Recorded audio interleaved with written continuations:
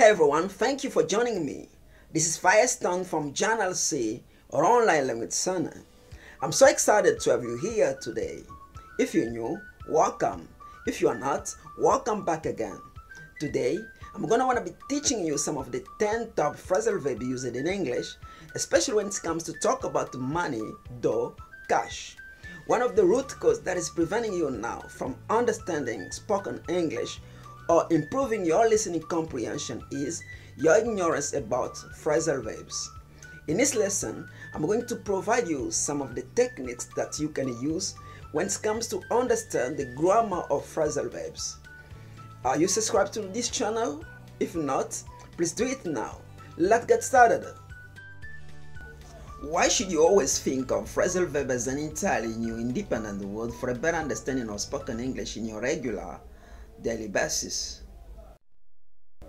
One of the commonest mistakes that the advanced learners of English make, especially when it comes to understand spoken English, is to relate the meaning of phrasal verb to the words that comprise it.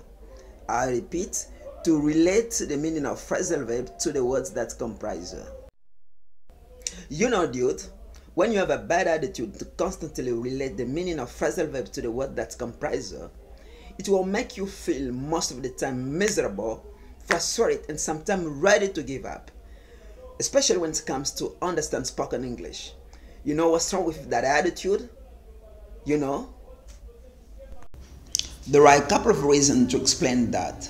First, the meaning of phrasal verbs such as to put down is obvious to guess when one says, for instance, put down your exercise book, since the meaning of put and the particle down keep the usual meaning. However, to put down may also have an idiomatic meanings that you need to learn. The separate meaning of put and down, for example, do not add up to the meaning of paying a part of the total, and you will continue to pay the rest over time. An example, you can put down 10,000 US bucks deposit on the apartment. You can put down 10,000 US bucks deposit on the apartment. To put down a deposit here means the actual cost of the apartment may be 50,000, but you can't pay the total amount of money and you embrace to pay 10,000 each year. Consequently, the house will be totally yours after 5 years. I'll come back to it later.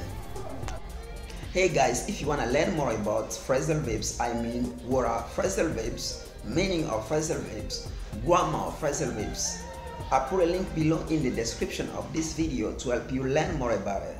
Now, let's talk about the 10 top money phrasal verbs.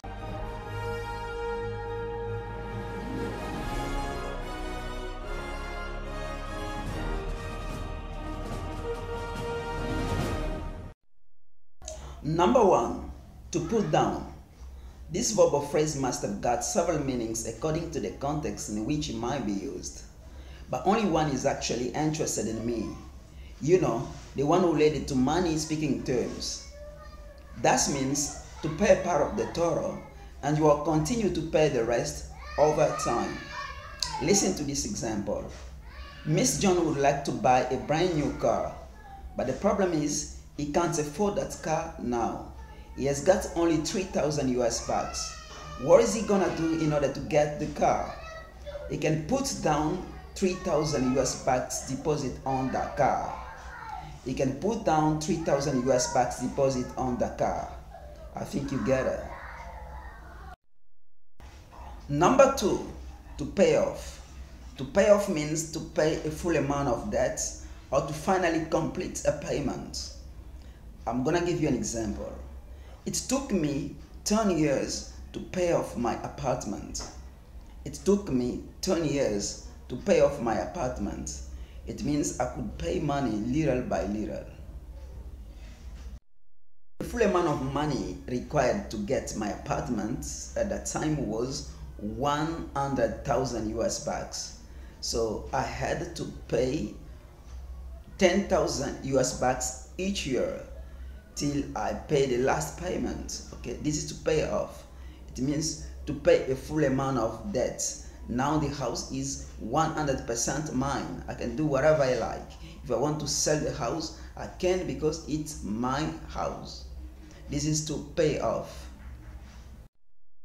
Number 3, to save up. This means to keep money in order to buy a particular thing. To keep money in order to buy a particular thing.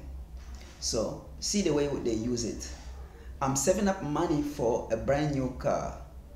I'm saving up money for a brand new car. So, look well the preposition. You save up money for a brand new car. You save up money for a car. You save up money for a new computer. You can also say, I'm saving up money to go to India. I'm saving up money to go to Australia. I'm saving up money to go to China. Number 4, to get by. This means to manage to live using the small money that you have. To manage to live using the small money that you have. An example, how does she get by on such small money? How does she get by on such small money? She's underpaid, but she has to pay for rent, she has to send children to school, and a lot of things. How does she get by on such small money? Number 5, to pay back. To pay back. This means to pay an amount of money owed to another. To repay. Example, he paid her back with interest. He paid her back with interest. He paid her back with interest. Number 6, to dip into. To dip into. This means to spend some source of a money, such one's savings. To spend some of a source of a money, such as one's savings. An example, you saving money for a new car, but your son is seriously sick, okay? He falls sick and you don't have another source of income. So you'll be afraid to dip into your savings. You'll be afraid to dip into your savings. It means to spend the money you saved for a new car. I'm afraid to dip into my savings. I'm afraid to dip into my savings. For your personal information, you can also say to dip into your pocket. To dip into your pocket means to spend some of your own money on something. To spend some of your own money on something.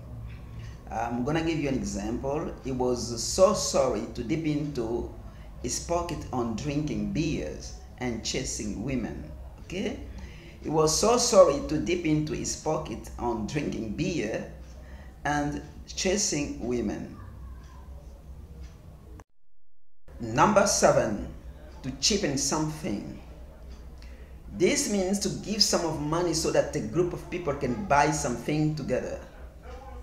It means to contribute, okay? This happens when you are a member of a church and you want maybe to get married, maybe you are in a mourning, so people in your church can chip in, can contribute in order to help you. So I'm gonna give you an example. If everyone chips in, we'll be able to buy her a really nice present, okay? Maryland is going to get married. He's a member of our church, okay? So as a leader, I say that if everyone chips in, we'll be able to buy her a nice present. Good. Number 8, to rip off. To rip off, it's usually in passive form. It means to cheat somebody by selling them something of poor quality or by making them pay too much. So I'm gonna give you an example. Very often tourists complain of being ripped off by local cab drivers. Okay? Very often tourists complain of being ripped off by local drivers. The fact that tourists, they don't know the country, so those cab drivers, they rip them off, okay? They got ripped off. tourists got ripped off. Okay, they complain of being ripped off by local cab drivers. Number 8, to rip off. To rip off, it's usually in passive form. It means to cheat somebody by selling them something of poor quality or by making them pay too much. So I'm gonna give you an example. Very often tourists complain of being ripped off by local cab drivers. Okay? Very often tourists complain of being ripped off by local drivers. The fact that tourists, they don't know the country, so those cab drivers, they rip them off. Okay, they got ripped off. Tourists got ripped off. Okay, they complain of being ripped off by local cab drivers. Another example, when you go to the market, you gotta be cautious to learn the exact price of what you want to buy. Otherwise, you might be ripped off. Okay, you might be ripped off. It means they may make you pay too much, or they may sell you something of poor quality. Okay, you may be ripped off. Okay, especially when you are stranger, you are a tourist. Okay, you arrive in a place for the very first time. You need to learn the exact price of the thing before you go to the market. Otherwise, you may be ripped off. It's some kind of cheating, some kind of swindle. Okay, they're gonna swindle you. Okay, good. Number 9, to come into. To come into means to inherit money. An example, don't expect to come into a large fortune after your father's death. He has also brothers and sisters. Number 10, to cut back. To cut back means to reduce spending. It is usually used with the preposition on. Look, we need to cut back on office supplies. We need to cut back on office supplies. So thank you for watching today's video. It was your non-native English teacher, Firestone. So if you have enough time, we want you to share the video and to make some commentary. Thank you.